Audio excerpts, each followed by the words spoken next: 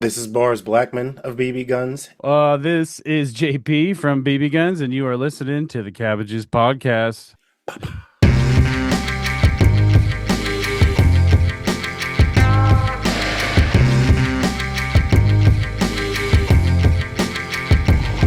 Hey, Gary, did you watch the movie too? Hey Jeff, how's it going? Good, things are really good. I Hmm. can't, no complaints, buddy. No, nothing, Feeling nothing troubling good, you. feeling healthy, feeling strong. You usually have a lot of complaints. I'm kind of surprised at the I mean, I got considering complaints. I could complain all day if I wanted to, but you usually what's the do. use? I don't know. Usually you kind of come into this. You had a rough day. You almost always have a rough day. There's always something. I saw you a few days ago. You were like, "Oh, my life," and your Well, hair's falling out, and now here's the it's way I like, see it, Gary. okay, We came into this thing and we established a pattern a long time ago that we were good at talking about a specific type of bad movie. Ridiculousness mm-hmm. is a big deal for us. Hmm. Zaniness also. It's just easy to talk about things when it's light and stupid and fun. We Yeah. like fun. And this thing, whether or not you like it, is not a very good movie. Our guests may hate it. They may never watch it again in their lives. They may resent us. Hmm. But personally, I mean, this thing is just like chocked to the brim with nostalgia and just pure idiocy. And I don't know, man. It's easy to forget those turtles aren't adults. They're teenagers. They're doing dumb teenager things. If for some reason you haven't looked at the show notes, we're talking about Teenage Mutant Ninja Turtles Part 2, The Secret The of the secret of the Ooze, ooze. today. We've got some great guests, some new to us. The rap duo BBGuns is here with us, and we're going to talk about this movie and the Super Shredder, played by Kevin Nash. So we've got a wrestling angle. It's still wrestling season. We found a way to do something, but yeah, I agree with you, Jeff. I feel like this is sort of our element, and I think we are back in it after some stumbles this season Would you into would you area. go so far as to say we back? Oh, I don't know if I'll go that far. Are we Let's see back? what let Are we let back? let's talk to the guys in BB Guns, and let's see what if we feel that way.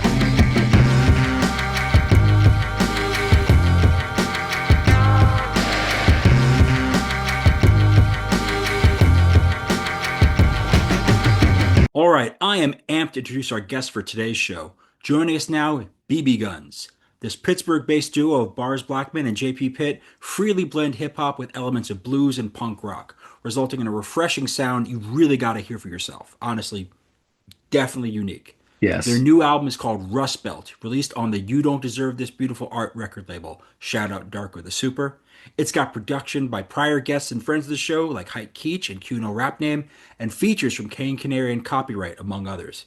You can go get yours right now on Bandcamp or wherever music is streamed or sold. Hello, and welcome to the show. Hello. Hello, thank you for having us. It's a Yeah, pleasure. thanks. I think we should probably address the elephant in the room with this, right off the jump. Right away? Right away. You're Yep, gonna go right right away. at him? We picked a Okay. wrestling movie where the wrestler is in it for 2.5 minutes. Yeah, I was gonna say. All right, I got you. Right off the jump, there's there. So I think it's probably worthwhile to help people understand. Part of why we chose this is because we are not mentally well.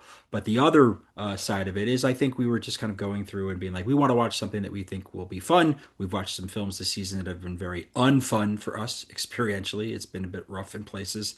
So let's go into it kind of to get a sense of you guys and your experience with wrestling. You guys wrestling fans, any particular periods, and specifically, was Kevin Nash ever kind of part of your wrestling fandom? Well, I watched wrestling as a kid. I watched both WCW and WWE wrestling, and especially like on I think it was Mondays whenever Raw Yeah. and Nitro were back to back.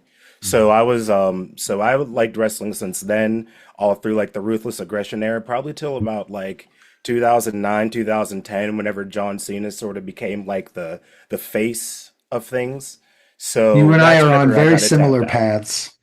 Yeah, that's sort I of when I wasn't a tapped big out. Cena guy.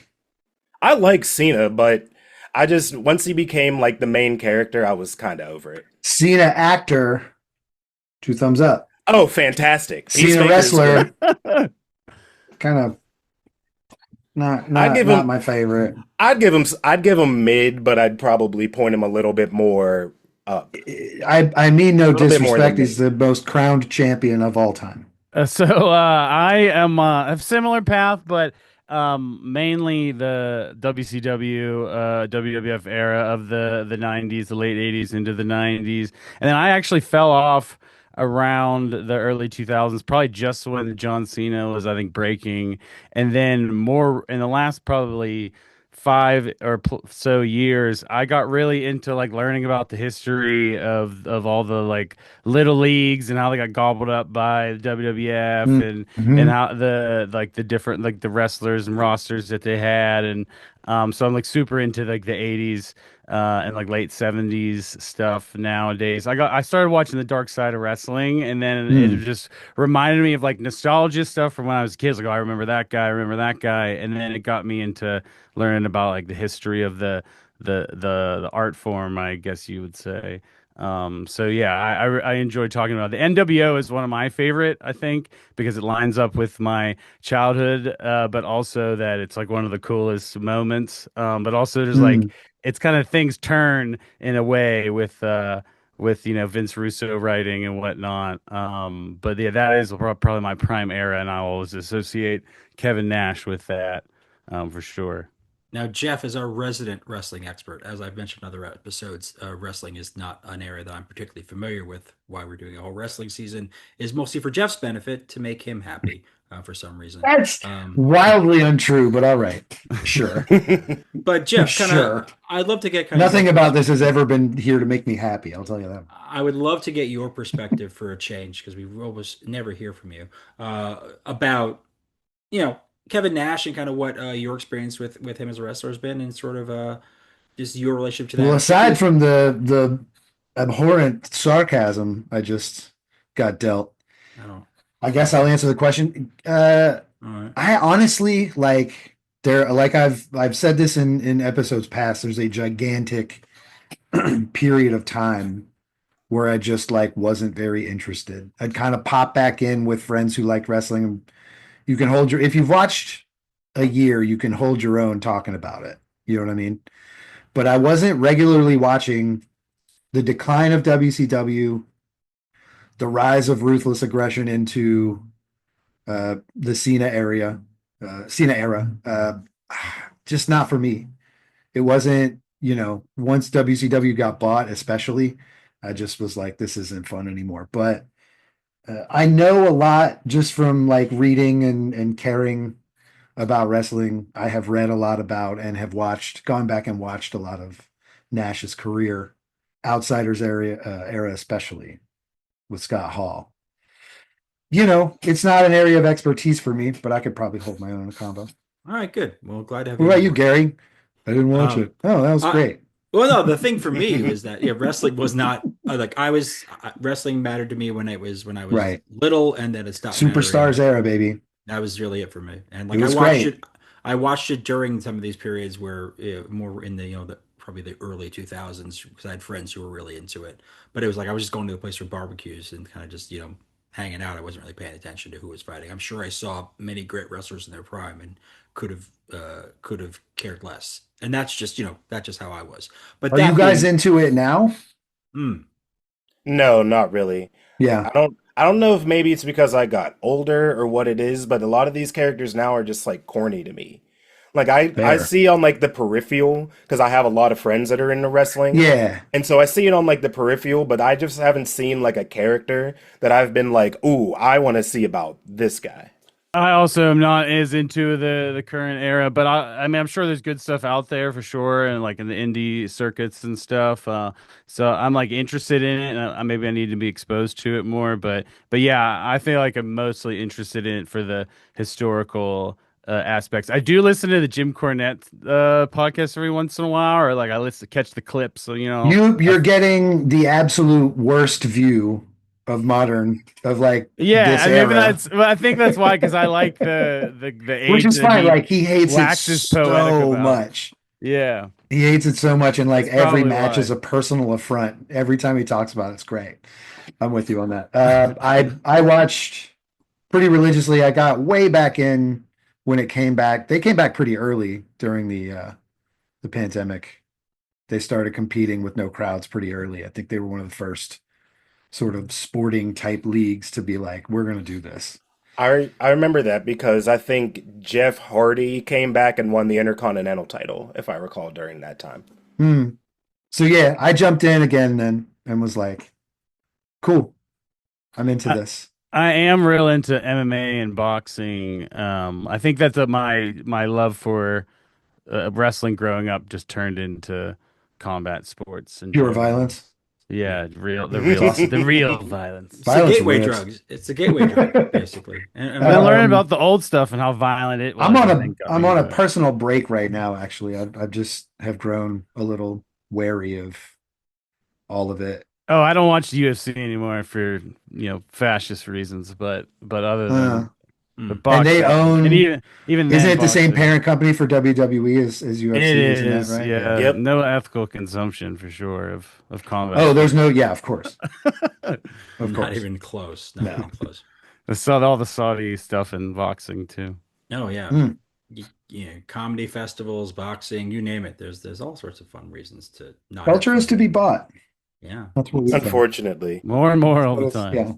It Very is something. unfortunately. What's odd for me is I recognize Kevin Nash from movies, and that's kind of the ridiculous thing about how I will That's funny. approach this is that like one of my favorite movies of all time, as Jeff knows entirely, is Grandma's Boy. Grandma's Boy Oh, I is love that movie too. perhaps my favorite It's a comedy. it's a 10. It's a perfect film. Perhaps No uh, notes. it's one of those where, like, if you ask me what my favorite movie is, I will probably give you a more serious pick generally. But if you really want to know what I want to watch all the time, it's Grandma's Boy. I want to watch Grandma's Boy all the time. And I'm gonna he watch it shows tonight. up early in that movie, and he is Yeah. helping to evict our hero from his home because his roommate has We been have spending. missed so many chances to put this movie on the pod.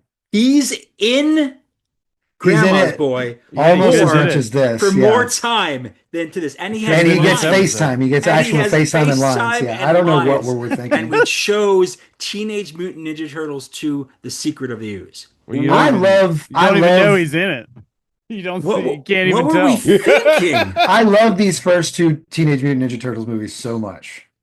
From being a Well, kid, and like I watched them over and over and over Yeah, and over and yeah. over and That's over again. fair. So like when we learned, I think we learned simultaneously via Instagram that he was Super I Shredder. saw the yeah, picture. Yeah, yeah. the what viral. Yeah. We both were like, "Hey, yo, we've got to do it. We've got to do it." And we just decided insert it into the schedule immediately. We Let's could have go. done any Magic Mike movie. He's in all three. We could have Yeah. done the first John Wick movie. He's in that. We could have done the fucking Thomas Jane Punisher. John Yeah. Travolta Punisher movie from Yeah. Yeah, I 2004. forgot We about could have that done the one. Punisher movie. We could have done Longest the Yard. Yeah. Punisher. I He bet Longest that caught shit a Yard. sucks. We could he have done a caught a paper Sandler cutter movie. thing to the forehead. I remember that. There you Mm. go.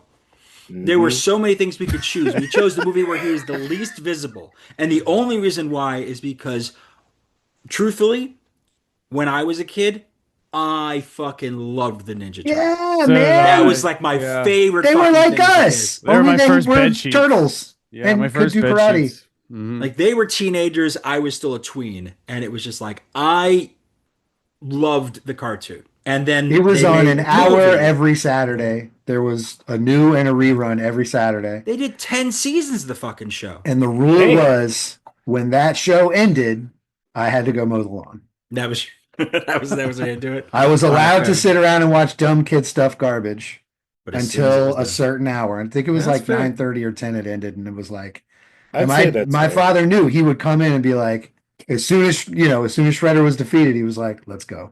Did We're you collect outside. the toys?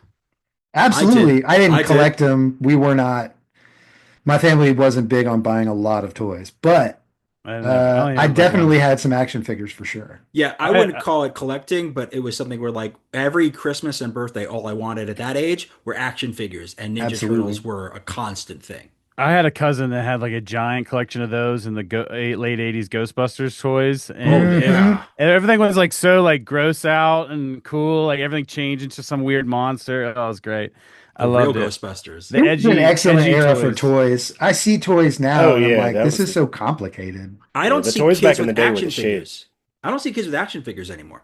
No. They're like gigantic and they fire things and there's like you can replace the heads and they talk and there's like a screen somehow involved.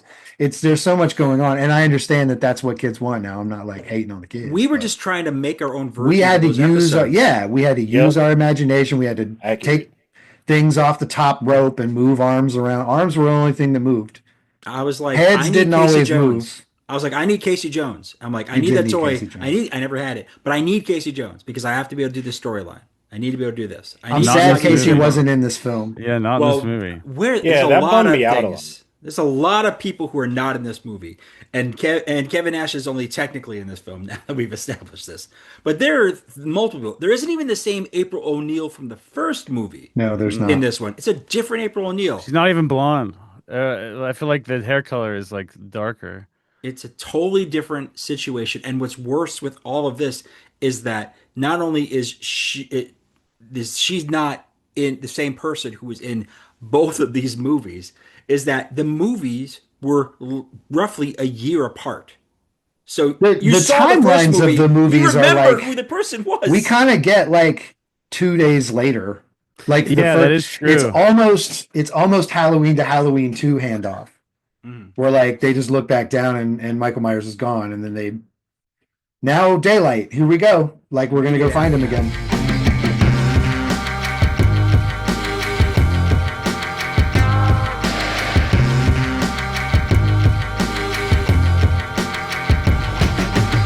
This was like 2 days No, later, yeah. she's already tired of them living in the house. Tatsuo is running a tattered rags organization trying to rob stores, by the way, very slowly. Normally, when you rob stores, you're kind of trying to in and out. Smash They and were grab. like leisurely moving out an entire storefront into several trucks Yeah, loudly. I thought it was funny that like the one guy like immediately takes his mask off to talk to Kino or what, and just like Yes. yeah, like no big deal. Oh, it's just some kid. The Foot Clan is they had their issues in the first movie. They Yeah. lost. They lost, and they have to admit to that. Spoiler alert. The second movie, they are a fully inept organization.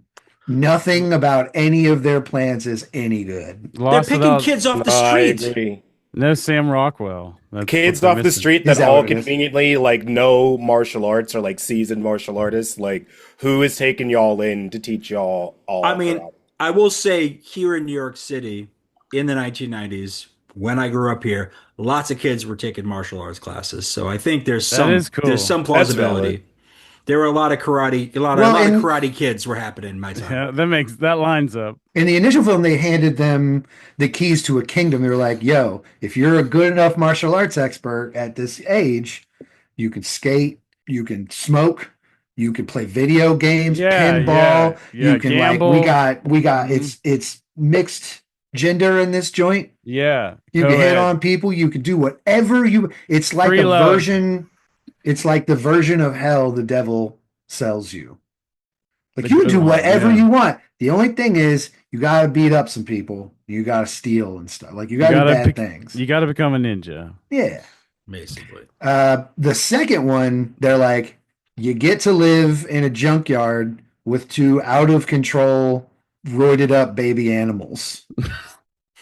And they're like coming in droves. They're like, I cannot wait to join this Foot Clan. I cannot wait to live in a garbage dump with two overgrown beasts that have no idea what they're doing. I'm being thrown into wild battles with other giant animals that I didn't know existed until just Yeah. now. It's a hard selling point. But it's just like every cult. There's a good time to get in and a bad time to get in. Right. If you get Yeah. into the cult at the right time, you have seniority, you have status, you get the benefits. We aren't spiraling downward yet. Foot Clan's Other down bad. late Man. by this stage in the Down process, horrendous. they're down horrendous. Real Correct. Correct. This one goes out to my boys in the Foot Clan. The second iteration of the Foot Clan. This I'll one's meet for you you, there. boys. I'll meet you there. I'm just saying, it's like you start in the beginning of these things and things are good, and then you get to the end of it and you're literally drinking the Kool-Aid in Jonestown and wondering, how did I get here? Like, wait, we're gonna die? Really? I thought Wait, Holding the whole thing was- bag. you're in Left Waco holding and the bag. building is on fire. You're like, this is not what I signed up for. Listen. Granted, though, You said you were cool. You didn't say you were Jesus. those kids also didn't. I don't think they were. They were okay because they didn't have to fight, turtles that were using their weapons. They just had to go ahead and just throw hands. So, maybe they'll be okay. Yeah. They'll all get. I hope they so. all get- I mean, it's a light on death. You know what I mean? Like the turtles aren't out to kill. No. You're gonna have some Yeah. bumps, you're gonna have Especially in some this bruises. movie. But they're Especially in young. this They'll one. figure it out. They'll be okay with the bumps and the bruises. I read that they explicitly toned down the violence in this Correct. one. Like they don't use their weapons as much in the fights because of the violence. There's also no cursing. Yeah, and it's less dark. Yeah, I noticed how many dams there were in the first movie when I watched that. I got in trouble. My one of my family members walked in while I was watching that movie, which was aimed at kids, and he said "damn," and she reported me to my parents, who bought me the VHS, who knew damn well what they were getting into, and they were like, "Oh my God, that's awful!" And they came to me and they were like, "How dare you?" And then she left, and they were like, "Dude, don't worry, shake that one off. All right, we're gonna be okay." But Don't it's worry about sentiment, it. but it's sentiments like that, which Yeah. is why the violence and a lot of the action got in the curbed, second for one sure. got curbed severely because parents were complaining this was a huge success, the first film, and they were like, you know what? There's too much violence in this. There's potty mouth stuff in this. I'm not okay with it. And in their Boy, our rush to make- generation does not complain about that shit. No, It's like, yeah. the kid was cool. He sat in his chair for 2 hours. Amazing. Best movie I've ever seen. I just watched a fucking SpongeBob movie. It was basically all about ass. Apparently, it was predominantly about ass, and it's just A lot like of ass in that film. I'm like, wow, you seen it? I'm like, this is a SpongeBob movie about ass explicitly. Like, I turned to be like, The 28 am I the to only 30 person in this cinema who knows what's going on here? The 28 to 30 minutes I was awake during the SpongeBob movie. I saw a lot of cartoon ass. We're some real cineasts over here for Well, sure. that's one of the controversy about Ice Spice or whatever at the riskily dressed at the premiere or something. I think. But have you heard the Did song? that happen? But have you heard the song? SpongeBob, big guy. I think I heard it once. I don't It's even a- remember about it. It's a bop. It's Oh, Bob. well, then It's who a cares? bop. I'm not gonna lie. sure to It you, it might, is. it might it's align Bobby. with the ass theme of the film then. SpongeBob, Yeah, big guy. Perhaps. Pants okay. So yeah, I big fan of kids cinema. Apparently, I've never grown up fully. Clearly, I'm still watching kid shit. But what really is extraordinary in this film is because watching it now, 30 years. What is it? How many years is it now? 1991 Came out in to 91. 2026. So 35 35 This will be the years 35th later. anniversary. Yeah. It came out when I 35 was born. It's crazy. 35 years later, watching this again. So this would be the second time I've approached this film in 35 years. First time in 35 years. I was surprised and disappointed by how much disconnect there was from the cartoon, which I know from learning about this was intentional. Casey Jones was in the first one, disappears in this one. No Elias Codius at all. Which, there's two things I want to say about him not being in the movie, real quick. Okay, let's go. I won't ramble on for 4 hours like I normally do. Wow. The one is you replaced April O'Neil, but Wholesale. you won't replace Casey Jones. Right. I think that's stupid. And the second thing is Casey Jones not being in the second film. Nah, forget the second one. Fuck it. Yeah. I It wonder if really that's is you replaced one and you don't replace the other. Oh, the other thing is that they were doing some kissing at the end of the first Yeah, one. they were love interests. And he just Yeah. bailed? Mm-hmm. I wondered if it was because he was like one of the more violent characters, because he like is the one that puts Shredder in the compactor at the end of the movie. And I was like, damn, he just murdered his ass. I thought that at the end of the first film. He murked him. Um, I'm wondering. I mean, there was no explanation of how he escaped a compactor. yeah, yeah. He just like Suddenly, rolls up and Tattoo was like, Shredder "Oh returned. shit!" Yeah. Yeah, just arm through the garbage, just ah.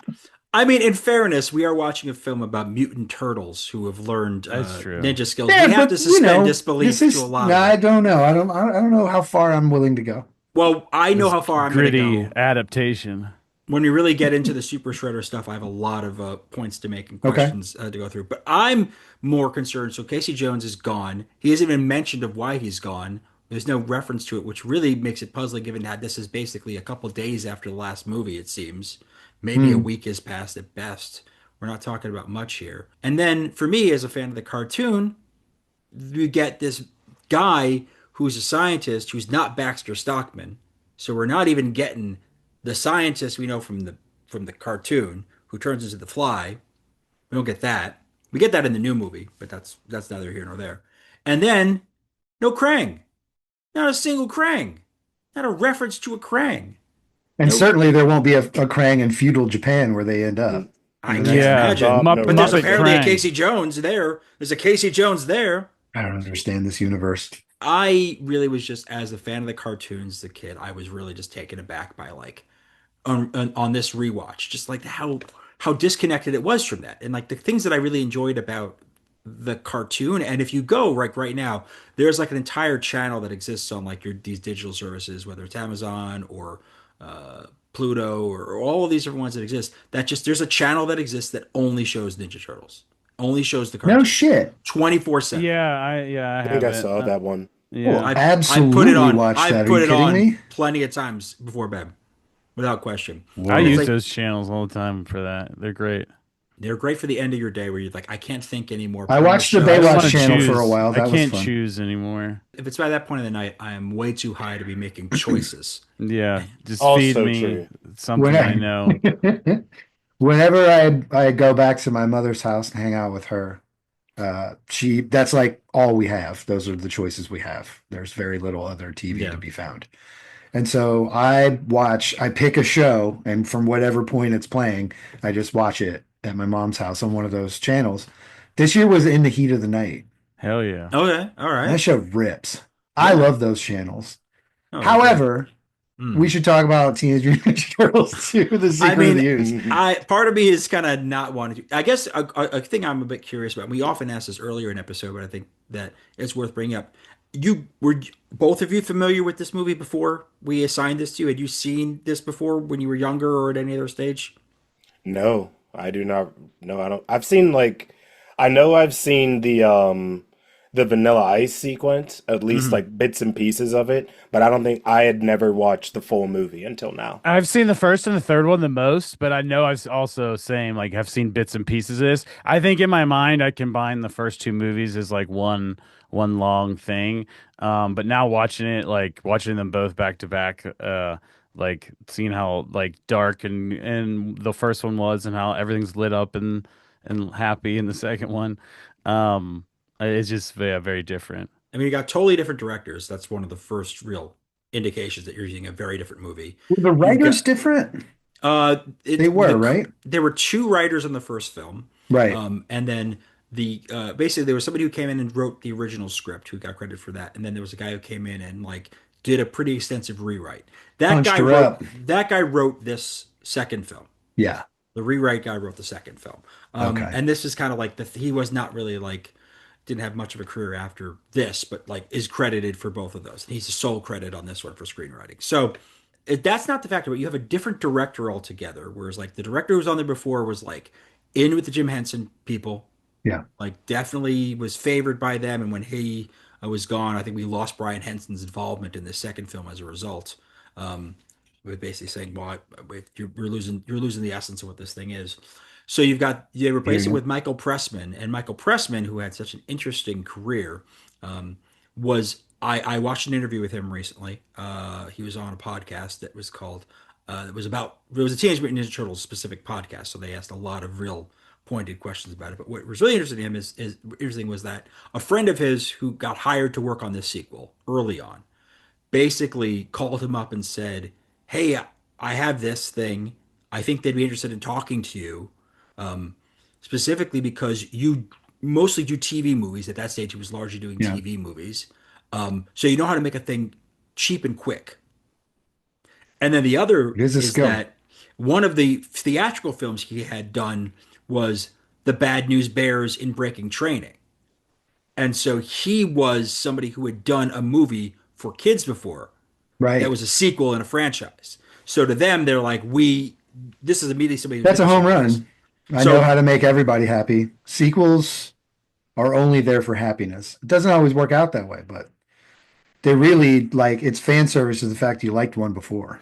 yeah, It's it's interesting that you mentioned the TV movie thing because I felt like the lighting in this like really read to me like a TV movie, like in like the sets with like the shacks in the junkyard and the lighting of April's apartment and stuff. Yeah, that tracks. yeah. I mean, And I think not also the like the sewer, which was like beautiful That was the and nicest. dry. That was like super nice. One of the Yeah, nicest places in New York is actually underneath the I'd ground. love to live there. There's I just mean, like this is Right? what I'm saying is that there's no fucking way they stumble onto that thing and somebody's not fighting them for it. that's where fucking Someone Zoran. already lives there. That is where Zoran Mamdani was inaugurated. That's where it Yeah, happened.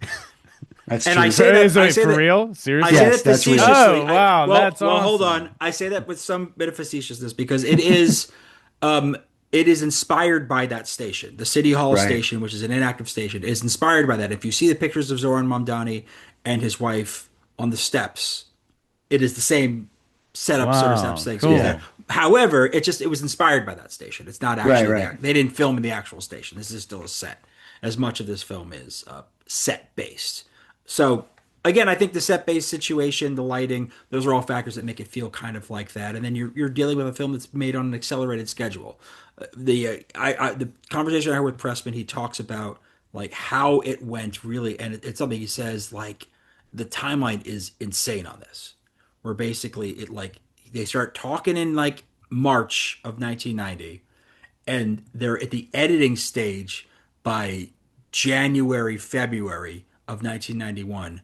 The movie Jeez. comes out at the end of March 1991. That is the level at which they were operating. They were like, we're going to make the thing as quickly as we can, but do it right because apparently, like months of planning and then filming for like 3 or 4 months to get all these scenes together and get all these It things it together. takes it that sort of thing takes its toll on the delivery of lines for sure. Well, so does winning a Like giant the animatronic writing turtle too head. is probably suffering from this.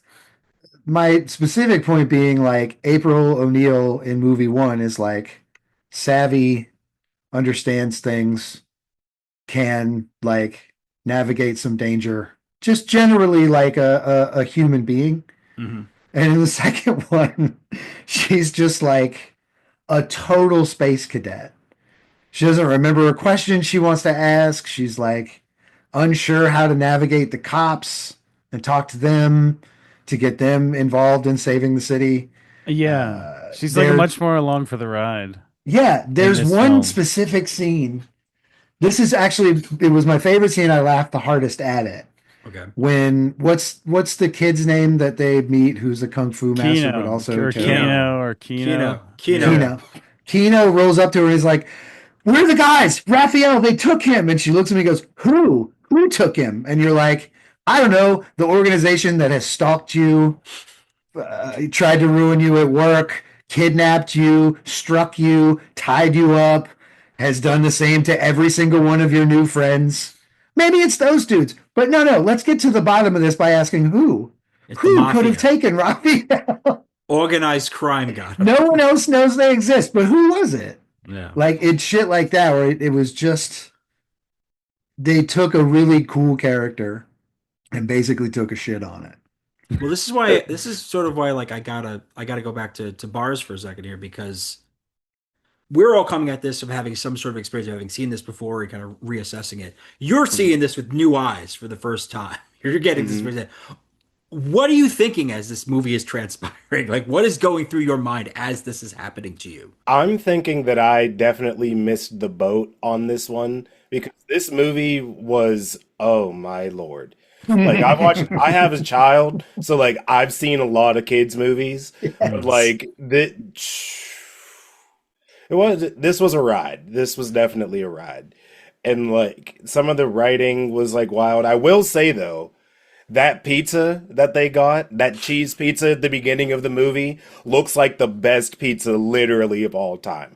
I So would good. get, I would order three, four, five of those too if I was a mutated turtle. The cheese was so heavy that if you throw it, it doesn't fall off the pizza at all. It's I just love it. so much. There's the beginning scene is like the version of New York I think people believe exists, where everyone's just smiling in the street eating pizza. That is not New York. I know that No, for a fact. It's but not, but at its it's a, heart, I at its want it to heart, be. I kind want of it to is. be that for sure. Like I could watch that opening scene for the whole movie. Just an hour and a half of people smiling and eating pizza and going, "Oh," like it's just excellent.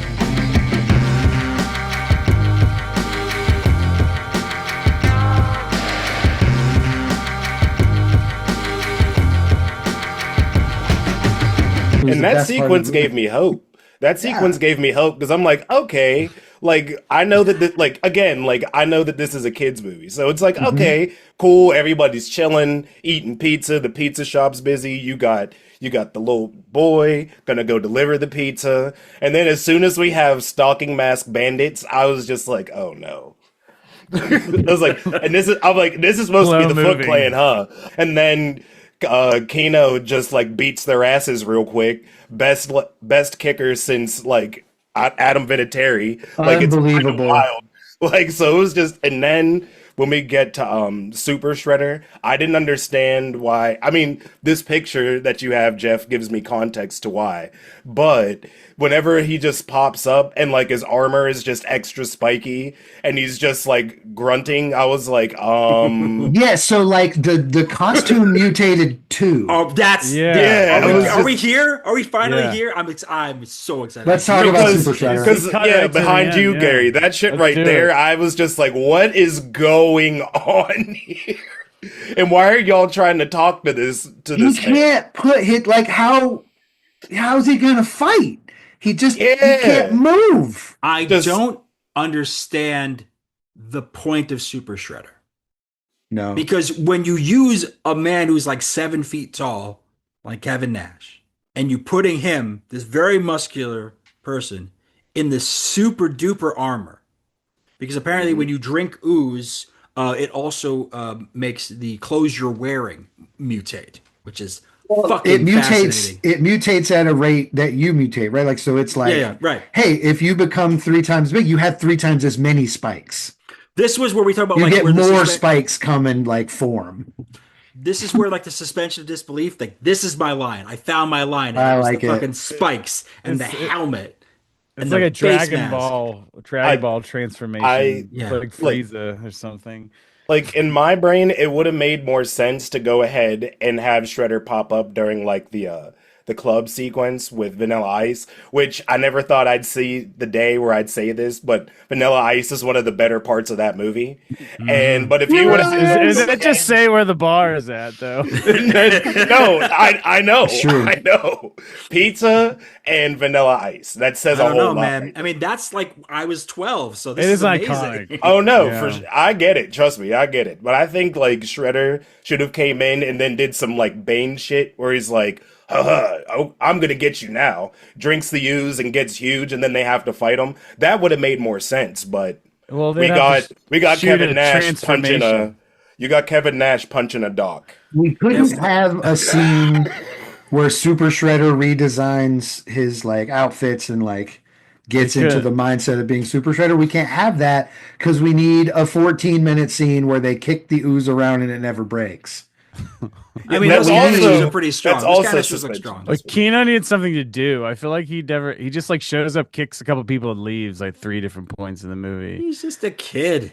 He's not going to be able to. He's I like that living they out. left him with Shredder and was like, Shredder will take care of him. And then Shredder's like, don't go. And he's like, I'm out. You mean That's it. That's Splinter? the You whole. mean Splinter? That's what I mean. Sorry, Splinter. Do you mean Splinter? Oh, who voiced by Kevin Clash? Oh, yeah, Elmo himself.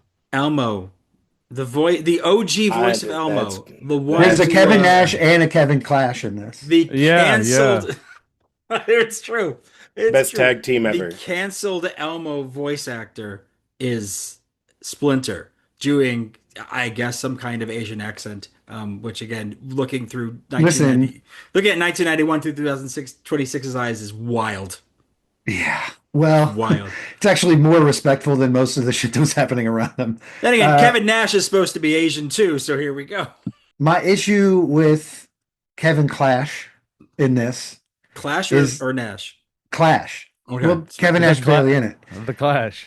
The Clash man. The issue I have with Splinter is that, I mean, how did he deliver the line without laughing? You mean Cowabunga? Oh, the cum line. The cum line. Coming. Are we there? We really reached that. I didn't. What's he been doing out there? All my notes, it's the first Coming. line. That Splinter To a cum. decision. that line was insane. Did you? I mean, like, I laughed hard. I only laughed They had like, to know really what they were hard twice. doing. They had Okay. to know what they were doing. That's what I'm curious about with that is because I've seen it been presented to me as a meme. Yeah. Now I've seen it. Instagram has Yeah. fucking fed me that thing. I see that. I had it so much. And then I see it happen in this movie, and I'm like, the pause is so long after that. Like, Do a decision. it's enough time Yeah, for me to yeah. say pause after he says it. Hey, yo. Ample time. It's like, listen, I'm 12.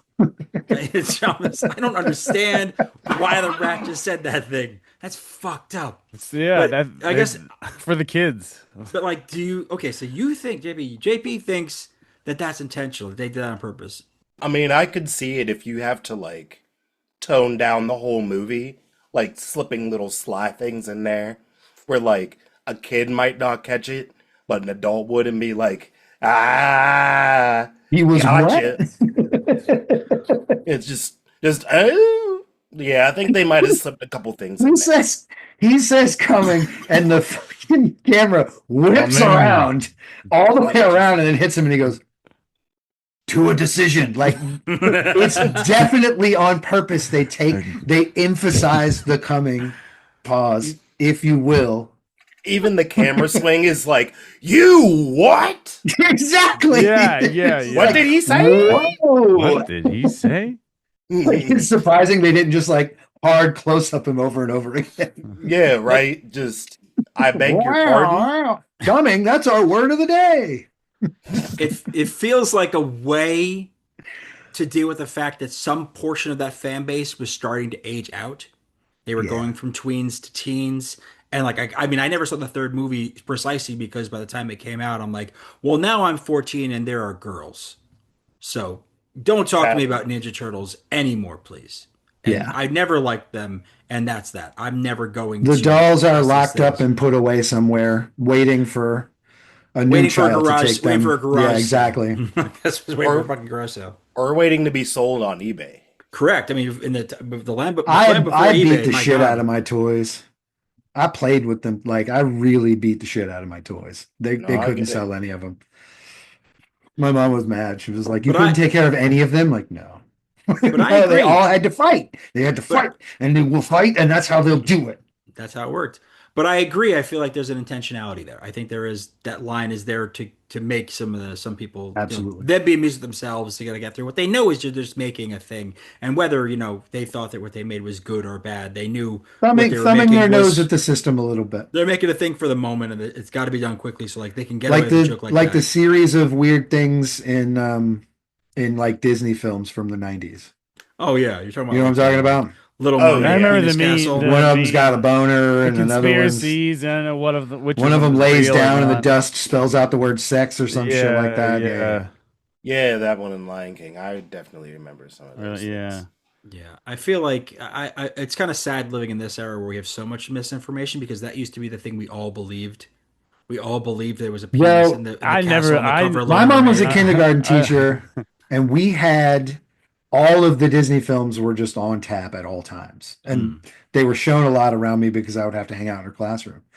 The Little Mermaid cover, there was in the Golden Palace, there was a penis. That's real. It's a dick. I've seen it. It's a dick. It was a dick. And they had to take it out of the next copies that they made when they re-released another version of it. Yeah. It was real. Intentional that was a real dick thing. or not, though? That was the It question. was, I believe it. I believe it was intentional. I mean, I remember being a kid. My cousin had it on VHS before it went back into the Disney Vault. The Disney Vault used to exist. Now we have Disney Plus. And I remember we heard that rumor. We looked at that cover. And we're like, there it is. It's there. It's like, absolutely there in the first run of that movie. We were children being like, that's a dick. Never would have seen it in a million years if you hadn't pointed it out, but it's real. Oh, it's there. So like that era is kind of rife with, and this era is also rife with like even more rife. Like if you go see a kids movie now, you're like, whoa. Yeah, SpongeBob. That joke was for me. Like, that was specifically for me to like idolize this cartoon ass or whatever the fuck. Yeah, exactly. That cum joke was for me. That was for like that's for the beauty of that joke of that scene is that it's for kids, and then I grew up and it was still for me. Isn't that beautiful? Yeah, Isn't that a beautiful cycle? Beautiful. It really grows with its audience. Grows with its audience. Hey yo, we did it. We did it. I am just impressed because I'm watching it now and I'm watching it stoned, which is definitely the way I felt I needed to watch the film. That helped. It was definitely not going to be. I was not going to go into that thing with a clear head because it would have been too much for me to bear. But I did make sure to go back afterwards and separately watch the Super Shredder scene on its own.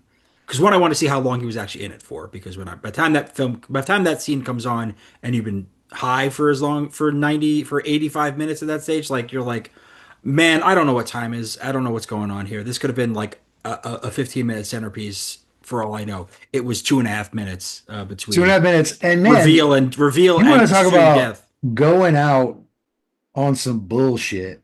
I got a lot of thoughts about this. You get this strength and you bury yourself. You killed don't yourself. ever attack You killed anyone. yourself. You're just like, I'm so mad that whatever's in reaching distance, I have to destroy it. And then they tell him like, "Hey man, you're gonna kill yourself," and he's like, "I don't care." I thought we were gonna fight. And they're just like, "All right, see you, dude." And then just swam off. and They're like, "Were you finished with the ending of this film?" Oh shit. Yeah, no, I knew I forgot something. I forgot to write the ending of the film. Just have him smash himself and let's wrap this shit up. Well, no, I think that it's because they didn't want the turtles to kill the villain in this one because of the last one being, what they wanted to tone it down. So the villain has to do it in a way that they can get away scot-free and he's dead. And that's my theory. My man can survive a trash compactor, but he can't survive a pier falling on himself. Fucking pier, yeah, like he's Super Shredder. Yeah, and he's hit him so hard from less than 4 inches above him. What hit him so hard from 4 inches that destroyed him? Come on. The whole dock doesn't even collapse. Like you get a wider shot after the fact of what's left of the dock. It's just like a handful of planks. It still looks like a dock. Actually, it was parts of a dock is what. This whole scene is so bad. Yeah, it's the worst part. It's outrageous. It's actually the worst. There's a part where a bunch of turtles have to remember that they can swim. Yes, they like come to the realization, like guys, we can just swim. Turtles. We're turtles. Yeah. Like you could have did that. You could have did that 2 minutes ago. They haven't swam all movie. Totally. You kill all the suspense too. Like if this thing had collapsed and the last shot we see is like, Shredder getting destroyed by this dock from less than 4 inches above him, then we see the thing surface and we're like, oh, they survived. Like there's just. Maybe he won't kill himself if they jump too early, Yeah. He just maybe I won't kill myself.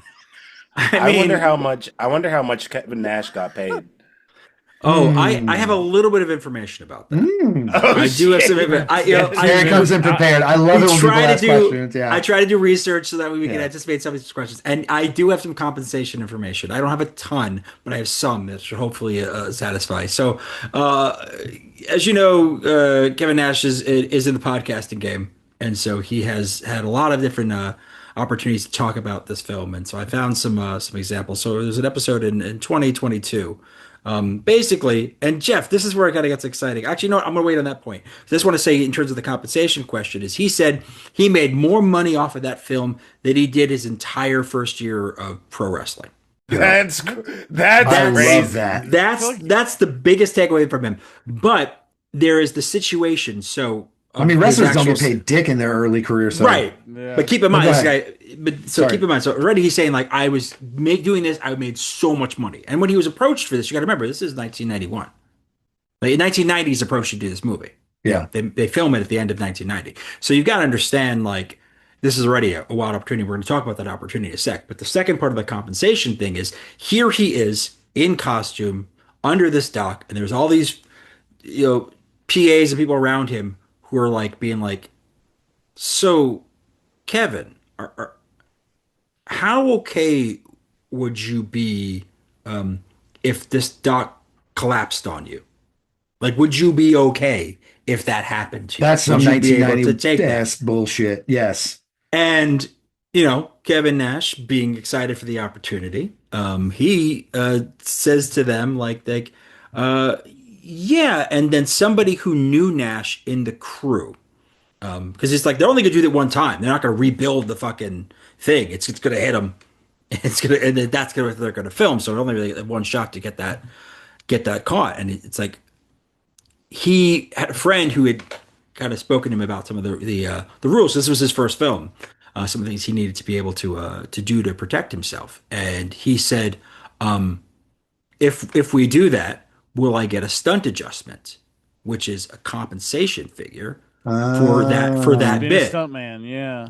So he got what he said in 2022. He said that he got an additional $1,200 in stunt adjustment just for agreeing to let them have the thing fall on top of him. So in addition to what he was being paid for the film, he also got that. Now keep in mind that's $1,200 in 1991 money. Not bad. I would like that $1,200. It's like a Thank you very much. Candyman. Isn't that what the Candyman situation where he got like extra money for every time he got stung by a bee? No, my or bee. something Yes, like that? correct.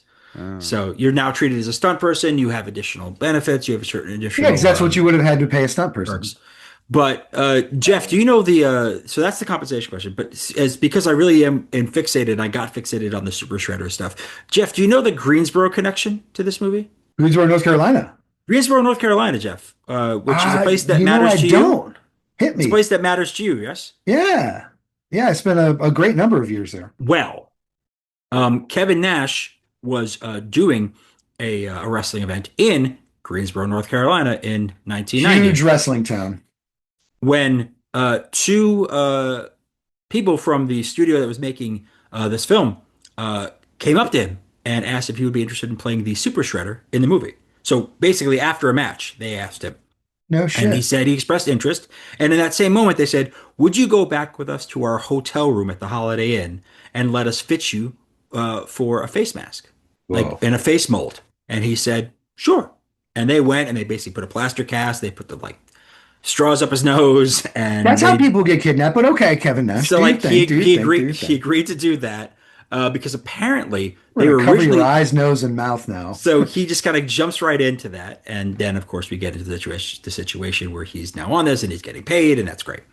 But it's a real wild thing that happened, and it happened in Greensboro. So I thought you would appreciate that, Jeff. I as a do North appreciate Carolinian. that. The Greensboro Coliseum, if you go back in that era, JP was talking about it earlier, the eras of like 60s, 70s, 80s, when the Greensboro Coliseum gets built, it is a bastion of wrestling. Like all of the legends wrestled there.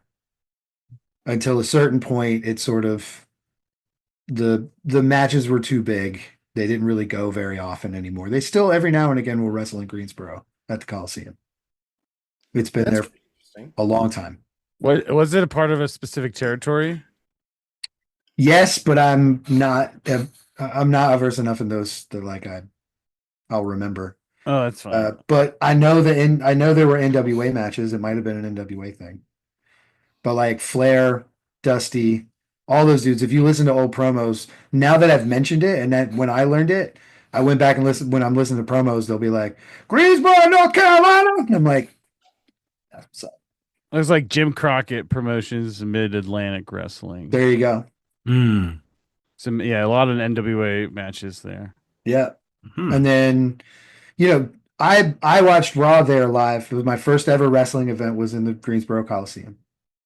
And it was the height of Triple H and Stephanie were dating on the show. And Kurt Angle, one of my favorites, Kurt Angle rolled in and tried to make it into a love triangle. And so I made a sign for my first ever show about the love triangle. I actually got a chance to meet Kurt Angle. Oh man. That was pretty interesting. It was very unexpected. It was just like, oh shit, you're Kurt Angle. Nice. And it was just like, well, I was at work too, so it was just like, you were one of my favorites as a kid, man. Just props to you. Western Pennsylvania. Yes, sir. I have a lot of problems with Super Shredder and the Ooze, and I'm going to continue to bring them up because I have a list. Please do. We'll have to probably cut all that wrestling stuff anyway. No, people like wrestling stuff, but I have a real fucking problem because I don't understand how the Ooze works. So then, much to my surprise, when Shredder, before turning into Super Shredder, appears in the nightclub, warehouse rave, whatever the fuck Vanilla Ice is playing at, and pulls out a canister of the ooze, and the entire assembled audience audibly gasps that he's threatening to use this thing, that they have no idea what it is, what it matters. There's no... The involvement of the people in the club in this monster fight is very strange. They're not helping anybody. They're just like a captive audience. They can't leave for some reason. Yeah, but holes in the club, new doors are being opened in this monster fight at every turn. Go through one of these holes and get the fuck out of there while these monsters fight. I thought it was going to be like they were taking it as some kind of Universal Studios dinner theater kind of thing, and then then when that happens and then they're immediately scared, why is that the moment that breaks them, and now they're like, oh no, this is real now. Not the ooze. It's like you've got these two mutant monsters, these enormous creatures that are there. 4 mutant turtles. Wrecking shit up. Plus 4 mutant turtles. Dancing. Just, yeah! And now this dude pops up with the ooze, and it's a problem. I mean, I will say, going back to the warehouse rave assumption, is that there may be something about what those people have been consuming for this particular event. Because I can tell you that a warehouse rave in 1991, they were using some pretty awesome stuff. I thought the bowls of popcorn were hilarious at this club. There's a bar with these big bowls of popcorn. That's a really good thing to point out. I know. Everyone in the club eating popcorn. Just saying. Yeah. It's cake and pop party, for the kids. So I'm just so taken aback by just how I know so much of the Turtles' lines in this film are ways to push the story along. For example, we never see Shredder consume the smaller vial of ooze that turns him into Super Shredder, but we hear one of the Turtles say, he drank the ooze. He's now we're going to explain to you the scene we didn't film in ADR. Jump in the water. Yeah. Yeah, it's it's shit. The same way Leonardo's, the one line that Leonardo has with Super Shredder, the one thing he says to him directly makes no sense. It actually doesn't make sense in this for any particular reason, because he says, I wrote this down because I had to understand. He says, you got to listen to reason. You're going to destroy us all. By what? By dismantling a dock. That's going to destroy us all. Because they forgot they could swim on a dock. He consumed the ooze, so it's no longer the ooze that we have to worry about destroying us all. He's taking out his anger, his roid rage with the ooze on a dock. And killing himself. And ultimately killing himself, which, a very tasteful way of dealing with suicide. I think the turtles should consider themselves wildly lucky that... I'm sure they do. They feel upon the immediate like the moment they become sentient, there's a wise rat that has also grown with them, and it's immediately like, don't freak out. Don't freak out. But you're sentient now, and I'm going to help you. Shredder didn't have that problem. Or Shredder didn't have that solution, I guess you could say. But I mean, He just looked at him and he's like, what? Gigantic! I don't like the way I look. And just destroys everything. Just honeycomb big. Yeah. There's no reason for Super Shredder in this film at all. Super Shredder, big guy. And again, there's no fight. There's no fight. The only thing that happens, the only contact they even have is when he picks up Leonardo and throws him back at the turtles. That's it. It's just like it's half of a shoving match. That's the culmination. You think his of the film. taste for blood would spike? Instead of wanting to destroy wood, he would want to destroy turtles. It's like in a video game where you an RPG and you talk the end boss to like killing themselves. Yeah, that's what it reminds me of. Yeah, and again, I think this is a very tasteful way of introducing children to the concept of suicidal ideation. And I think that we should have this more in these films, because I feel like, you see a lot of films that are for kids and they're not getting what we got as children. Like that was probably the first time I saw a suicide on screen. And, maybe I saw something earlier. I'm not sure. But it's pretty impressive. I guess it caused some existential crises that day. Yeah, it definitely, makes the guy. And, for any kid out there who was thinking about it, now they knew what they had to do. They had to go destroy a dock. They had to get roided up and destroy a dock, and that was a way to die fairly peacefully. It seemed, because it was just, you had this moment, and then maybe your hand comes up for a second, then it goes, they're done.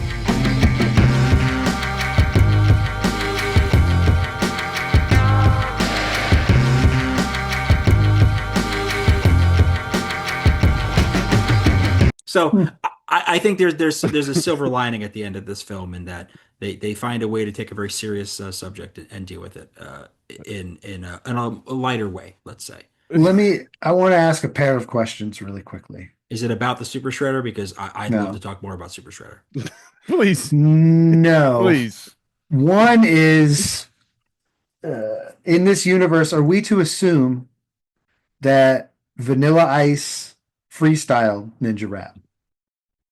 Yeah. Okay. All right. I been wanting to talk about this the whole time. So Thank you. We got to bring it up. We got to talk about it. Okay. Did he freestyle Ninja Rap in the like? Obviously, it was written, but like in the movie, I think we're to believe it. What, JP? What do you think? So this had me thinking about the whole like art form of the 80s and early 90s, like making a song about the movie, like for the credits. Yes. But then it's like they also use it in a diegetic way with the concert, that they're playing the song that he wrote for the soundtrack of the movie that is about what happens in the movie as the movie is happening. So I would say that yes, that he was just moved by these turtles and started just kicking a freestyle, and then someone there recorded it and it ended up on the soundtrack. That in history was made. The leap that we're required to make, and I understand it's for children and I shouldn't care about this, but the leap that we're told to make, even at like, 10, 11, 12 years old when I watched this thing, even then I was like, how does he know that they're like ninjas and what they do or anything? They just got thrown through a wall. Weapons. And he was like, I have synthesized the situation to such an insane degree that I can just throw any beat on that you have laying around. Because that's how it worked back then. Everyone just rap about your whole history and what you're doing right now. I'm gonna rap about what it's like to be a Teenage Mutant Ninja Turtle. Huh? You know what? Those turtles have ninja weapons. I bet they're ninjas. I bet you that they are ninja rap. Those are Japanese weapons. Historically, that's he's an expert. The Foot Clan is down bad when they're like, they've unleashed monsters, and Vanilla Ice is like, ninja rap, like not even threatened. And no one gives a fuck, that nobody leaves. It was one of the only oh my times. God, the fucking Foot Clan, you guys are embarrassment. You're an embarrassment. It's one of the only times in human history where Vanilla Ice was on the right side of history. Valid. One of the only times, because Valid. he's way off now. And he would, even in this stage, like he had one hell of a 1991 himself. So, and by the way, just so to be clear, the Ninja Rap song is co-written by the screenwriter of this film, so that just adds another layer of meta to this as well. Like it's not even like the artist wrote the song; it's like it's credited to Vanilla Ice, Earthquake, the producer, is also the DJ up on stage with him, and then the screenwriter of the movie. So there's already that level going on in there. Are you ready I for mean, the that second tracks. question? Yeah. Dude. Are you ready for it? Oh God. Okay, you know what? Yeah, let's go. Removing Splinter, just the four turtles. Who's the leader? Oh, fuck you. Listen you. to me. Listen to me. Who's the leader? I want them to answer. Don't get mad. Joel, you should go first. Who's Who's their the leader? leader of these turtles? I feel like in this movie they didn't really have a leader. It was like a socialist council, and they just like did egalitarian. shit. There's a bunch It of was an community egalitarian. organizers. Yeah, and then it was just like, all Pauper right, to well, Prince program. like, all right, who votes that we should go ahead and find the Foot Clan? And then Raph puts his hand up and he's like, all right, well, fuck y'all. I have autonomy. I'm gonna go do it. I have anyway." agency. Fucking teenage mutual aid Ninja Turtles is what we got. Yeah, that's more or less. Yeah. Nice, Gary. Because I was waiting for it. I was waiting for it the whole time because, like, you know, we all know enough about Ninja Turtles to know how it goes, and it's like, why is this just like a hodgepodge of these dudes just like cutting it up all the time? And I figure thought it out. even after watching the first one and this one, I was already thinking it in the first one. I was like, it is like not clear that Leonardo is the leader. Like there are moments where he's like standing over Donatello's shoulder, like stroking his chin when he's like on the computer. But then there's like so many moments where Raph, I feel like, is the guy who's moving everything forward like at all times. Talk about it. Yeah. Preach about it. People think that just because the cartoon said something, that we are in the same universe. What Gary even admitted earlier, this is not the cartoon universe. Baxter Stockman is not walking through that door. We are in a new universe, and that universe, in both of the first two films, has a leader who pushes them toward conclusions and pushes them toward battles, and his name is Raphael. So wait, You can believe what you want about who you like the most. Raphael is leading them into battle. So wait, the Tron guy is not Baxter. No, he's not Baxter. I don't know why. I just thinking I filled that in my brain. He just should have been. You wanted to is be why. Baxter. You Yeah. wanted to be Baxter, yeah. Dude, the scientist was so lame.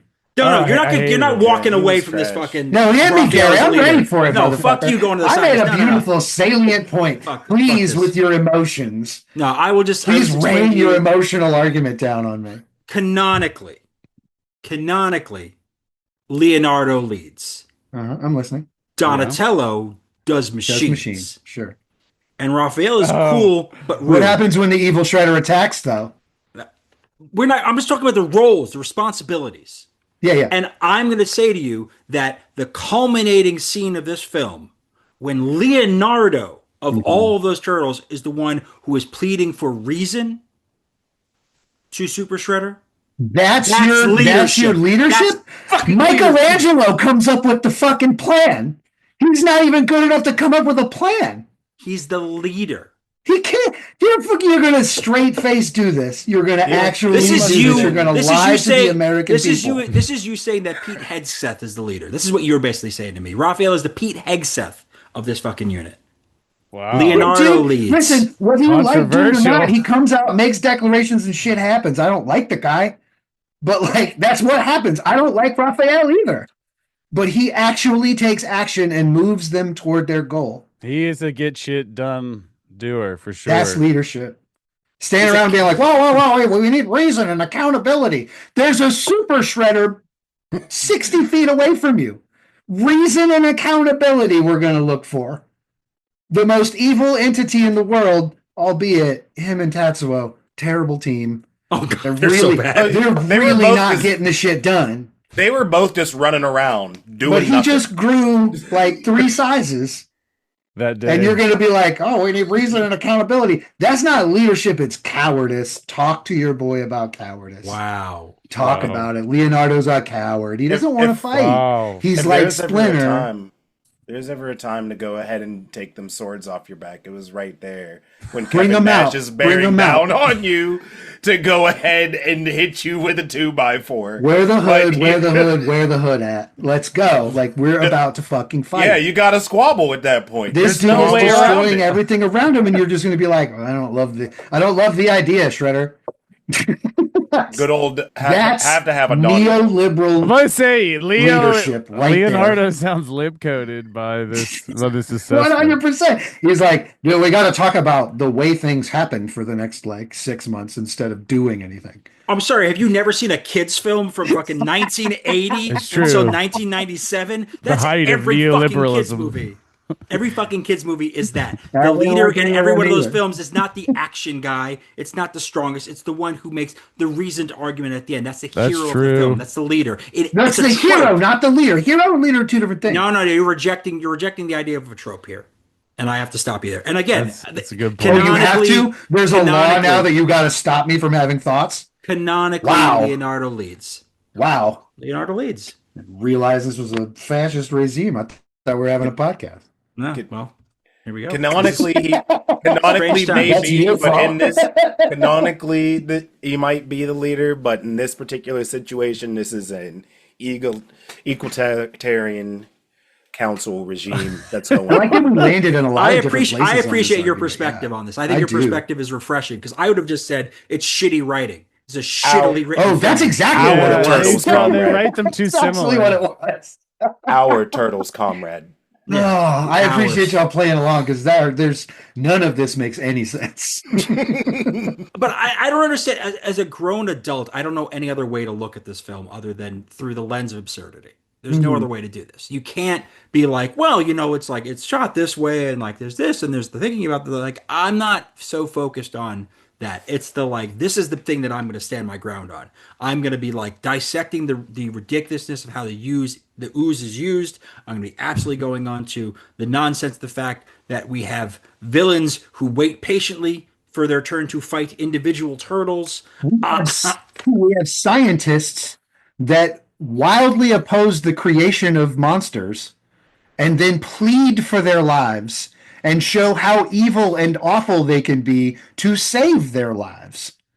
That is a wild jump for a fucking scientist to make. It's like, you can't kill these things. They're living beings. Look at them Turns into destroy a this mutant car. activist. What if they did that to these, like, to humans? Wouldn't that be delightful for you? A Just mutant awful. rights activist before the X-Men. Yeah, Or Yes, during the absolutely. X-Men. An extension of the X-Men, one might say. I have a question before we get too far away from the political references. Did anybody catch the line about Ralph Nader? Well, they Yes. were in the net. And I'm just like, this is another line. I was like, there's no way this is for anyone under like 40. No. And like, even for the time, Even it's like- people over 40 didn't know who the fuck that guy was. I was just like, Unsafe at any speed. and I'm just like, what is this reference to ropes? And I like Googled Ralph Nader and ropes, and I guess he was like really into work safety earlier in his political career. And I'm just like, Yeah. this is the most inside baseball reference in this kids movie.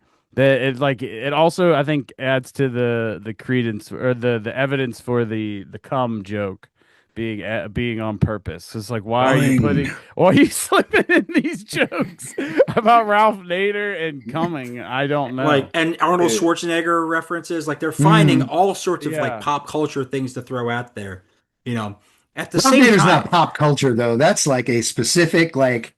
But it was It's in the almost a discourse. dog Yeah. whistle. Like, hey, But it was in check the it out. But it was in the discourse. And again, I think it lends to Bars's perspective on the. I do like that a nature of the teenager. turtles. I do like that a teenager says it. Mm. You know what I'm saying? Like, it's cool. Ralph That Nader, dude. yeah, it's cool that like It's so cool. Gotta throw a line to Ralph Nader. it's cool that Michelangelo reads the papers. Maybe Michelangelo is the leader. He's He woke. seems the most informed. He's tapped in. I'm listening. I don't know. I'm listening. I hear he's a bit of a party dude. That's what Oh. That's what I've heard. But you know what? Maybe sometimes it's what you need. Maybe you He's just need recruiting. someone to just go ahead. Everybody have fun. Let's He's the just go secretary ahead. of partying down. Mhm. That's his role, and that can be I'd- leadership. I'd That's vote for leadership. Mikey. I'd vote for Mikey. I'd vote for him too. Mikey 2028. We I would have a just eat problem- pizza and party. No, I think this movie is a poor representation of Michelangelo, and I'll tell you exactly why. Because there's an issue that happens in the first third of this film a couple of times that really bothers me, and it's when lead characters in a film, including a pizza delivery boy and pizza-loving mutant teenage turtles, don't know how to hold a fucking pizza box. Okay. That had Talk me about too. it. Why are Talk y'all about carrying it. a pizza box like a box? And it's extra cheesy. That shit would be all over the box. You don't And then put it in listen, the he pie. gets there and the pizza is sturdy Pristine. and it's like bricks. I don't understand it. I have I'm with had you. fucking pizza delivered to my fucking apartment like in the past month where like it shifted in delivery and it's smushed against the side. Yeah. You held it full on, like on its side, like it was a fucking briefcase. stereo. Yeah. Like a briefcase or a boombox. And you're like, Yeah. oh, it's not just one big mush of things. I would have appreciated if they had been honest about what that actually was and just eaten the fucking gross mass of pizza in one go instead of like being like, look at this perfectly preserved pie that somehow survived Foot Clan one-on-one battles and then being held sideways against Yeah. gravity. Yeah, like whenever I saw that scene, I figured, okay, so the pizza's gonna be messed up, and they'll be like, "Hey, April, can we borrow some money to get more pizza? These ones are messed up." And it's like, oh nope, this is just a brick of cheese. This is that constant. Yeah, they just don't care about the pizza. They go Which through is why I such think this is- care which is why and this is such a bad emotional. thing. Like you get these people smiling and eating pizza all through the city, and then they treat the pizza that poorly in the next. Like shit. The Which is how nerve. you know this Cool. is not a New York movie. This is not a real New York movie. Because we would Oh, never. We would I- never. do that. Unmitigated Oh, gall. no. I wanted to ask as New York for the New York reference. So in both movies, there is a moment where a New Yorker, like sees the turtles like walking around town, and it's just like business as usual. Like nothing Scene surprises is me. fantastic. I'm a New Yorker. Nothing surprises me. Let them get their own cab. I mean, I gotta be I honest. laughed at that laugh. There's like 5 laughs in this I film. like it. That one got me. I gotta be honest. Like Where'd as they come over here? Let them get their own cab. It's As so an- stupid. speaking as a native New Yorker, I've lived here my entire life, and I have ridden public transit, buses, and subways pretty much that entire time. I have seen a lot of things on the subway, and I promise you, a giant turtle would not be the thing that makes me go, "Oh shit!" It's not going to be the thing. That's great. I have seen the worst of humanity. I have seen people in dire straits, and I have seen people who are just having the wildest night of their lives. And I can tell you, we just have our fucking heads down. We Just got mind your phones to look business. at now. Yeah, We he's mind seen our the most fucking brilliant minds of business. his generation Like- consumed by turtles.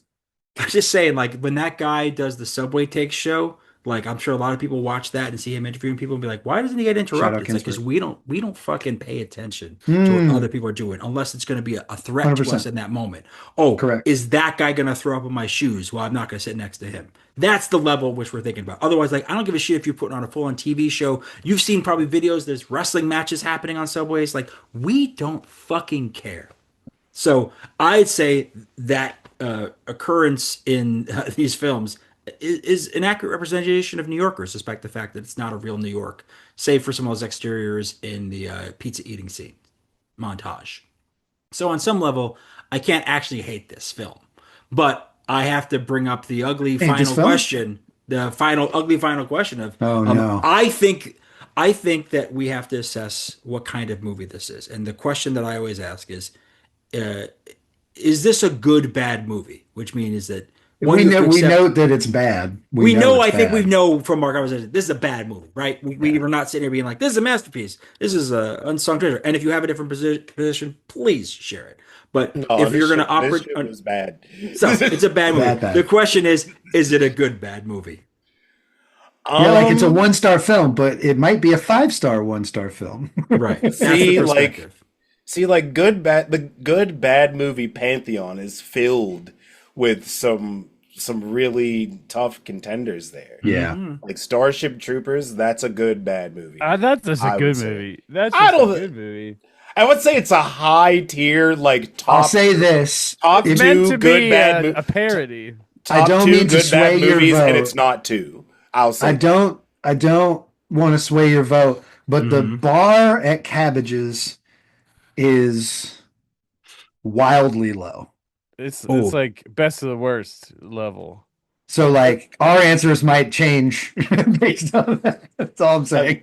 It's I'm not like- gonna lie. I'd have to put this like if I had to put it in a tier, Mhm. I'd have to say this is like high C to low B, somewhere in there. Like interesting. Okay, I'm listening. like it could if you honestly, I think if they would have just taken their time with the movie, like actually took their time and really like wrote a decent script and smoothed it out, like there is the skeleton there of like a much higher tier good bad movie. This could Sure. be up in like high B tier, low A tier if they just took their time, but on its own, I'll go with low B. I'll give them a low B. Okay. So I feel like this movie is very watchable, and I think it's really because of the runtime. It's so short. Like, but I thought the first one was good, but this one I thought was not good. Obviously not good, but I don't know. It doesn't like blow me away. It wasn't like I was dying laughing or I was like, oh, this is so cringe. This is like someone's got to see this. The cum line is definitely makes it meme worthy for sure. And then like the ending is meme worthy too. So like honestly, I feel like I have to agree with Joel that it is like in a middle kind of space where it's very watchable, but it's not like the best bad. It's not like high quality bad movie that you're really gonna enjoy. You mentioned Starship Troopers before, and the same director, Verhoeven, also directed, I think, what I consider kind of a quintessential good bad movie, and that's Showgirls. Showgirls is a 5-star, 1-star movie. It's a five- That's a 5-star, 1-star 5-star movie. 1-star movie. Yeah, Absolutely. that's a good one. Yeah. Absolutely. So I'm saying that is the pinnacle of this shit. We're talking about bad movies, good bad movies. What And- about Anaconda? I mean, there you 5-star, go. 1-star film. The original Anaconda. Yeah, We're not 5-star, talking about 1-star the film. remake. We're not The talking about new the remake. one is a 2.5-star 1-star film. It's not good. And that's sort of kind of where I land on with this is that I don't think this is a film. I think it's a bad movie. I don't think it's fun enough to reach the threshold of being a good bad movie. There are some individual moments that I think we can appreciate and enjoy as perverted adult men, but I think at the same time, it doesn't rise enough to the enjoyment level of like, oh my God, I have to watch. I would watch this again and have a good time watching it again. I don't think I would enjoy watching this movie third time, fourth time. I just don't see that happening for me. So I think this is just like, I think it's just kind of a middle tier bad movie, not particularly offensive or unwatchable, but it's not something I'm going to reach for ever again. I can agree with that. I probably Yeah, wouldn't I watch think this we're on the movie if same you page. wouldn't have. I don't think I would have ever watched this movie if y'all didn't assign it. Yeah, I mean that's what this show is. This show is a form of Russian roulette, and sometimes you get the bullet. You guys Oh, no, are look, clowns. I'm- That movie rips. I had a blast with this fucking idiot ass film. It was so stupid. I loved it. I fucking love that they made these awful decisions. To me, it's very much like one of the, and Gary will back me up on this. It felt like one of the Leprechaun movies in a way. Yeah, They're I gotta back trying you to on make it. this film as quickly as possible. Sometimes there's genuinely a stupid thing that works, like when he says, "Yeah, a little too raff." That gets me every time. Like, this is the dumbest joke of all time. But like as a kid, a joke tore me apart. It was the best thing of all time. And it's very nostalgic for me. I watched both of those first two like a million. Never saw the third one, but watched the first two a million Interesting. times. I can't say no to this film. I was very Leprechaun in the happy we Hood. picked it. Leprechaun in the Hood is definitely a good, A classic. it's definitely That's a good bad movie. movie for sure. That's It That's an rewards A multiple viewings too. Like over time, you like it more and more.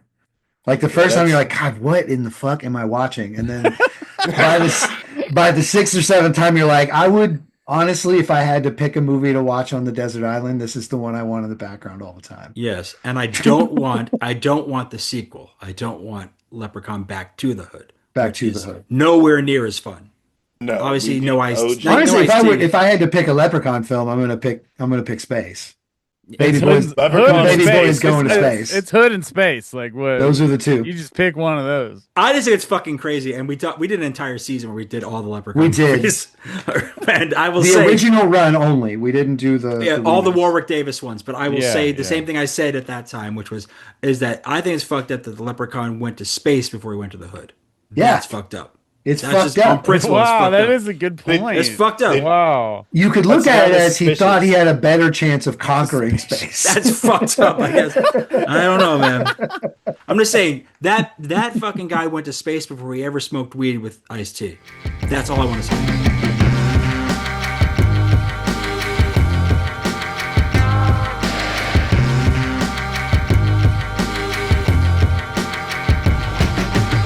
Hi, Gary. You know, hi, Jeff. We had a good conversation, right? It's a fun movie to dissect. And we had some great guests. The BBGuns guys are terrific. Definitely go check out Rust Belt.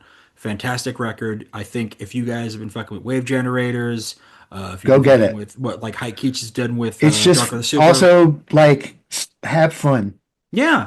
This thing is fun, and you're gonna like it. Yeah, it is a fun record, it is an enjoyable record. Like, and this movie was ripe for this kind of conversation. But like, as I said at the start of this, Go like, ahead. it's a wrestling season. It's sort of been our rubric for this. The wrestler was in it for 2.5 minutes. You never see We his face. really stretched on this one. I think Jericho wasn't in that other one very long, a dark match for very long either. Look, we had to course correct here, okay? Like, we had come off of, I'm going to say, two very hard to watch films, Blood Right. Brother and Dark Match, for different And reasons. to be fair, the movies about and starring wrestlers list is mostly awful. There's a Yeah. lot of really terrible films that star like wrestlers that people will recognize. Yeah. We wanted an escape, and I think that was what it was. We wanted to escape from that and do something that maybe reminded us of simpler times, our youth. Yeah. And I think we absolutely kind of went that route here. In the same way, like, as I recounted before, we absolutely could have picked a movie where Kevin Nash actually gets to act and has lines and is visible. 100%. There are I don't few mean good to options for apologize. that. I don't want to apologize for we made a mistake. Yeah, is what we made. that's kind of what I want to say. Like, I don't think that this episode is a mistake. I think it's going to be worth hearing, and I think was the guys- fun. Yeah. the guests were great. Like, I think that's But- fine. But I think we now have a threshold that we didn't meet with this episode in terms of the I think- premise of the season. There needs to be a pivot toward this thing starred or is entirely about wrestling. I think we need a wrestler who is the lead in the film, truly the lead in the film, Yeah. is on screen all the time. Like, I Yeah. think you got to go that way. And Protagonist, if you will. yeah, protagonist. And like, and that unfortunately limits us largely to these terrible WWE films. Like, for the most part. No. that's what it is. No. We're not going Oh. back into that little mousetrap. Well, I got you- something. you I have a better got a idea? couple. I got some tricks up my sleeve. I'm the expert here. Okay. Allow me to Raphael us into the future. Go barreling into something that we probably shouldn't barrel into quite yet. Oh, Allow me to be the leader, You think if you will. you think you're the Raphael of this show? Oh, absolutely. You're the Oh, Michelangelo absolutely. on your No best way. day. I am not a party dude. You're the only one taking bong hits on camera. Bong Every hits time. don't immediately mean party. In fact, bong hits are the opposite of party. That's That's why something you I'm- don't see them out in the streets. There'd be more casual bong usage if it's something you could do and then like party hard. That's just what a Michelangelo would say. Absolutely not. Oh, what do you think? You think you're the Leonardo?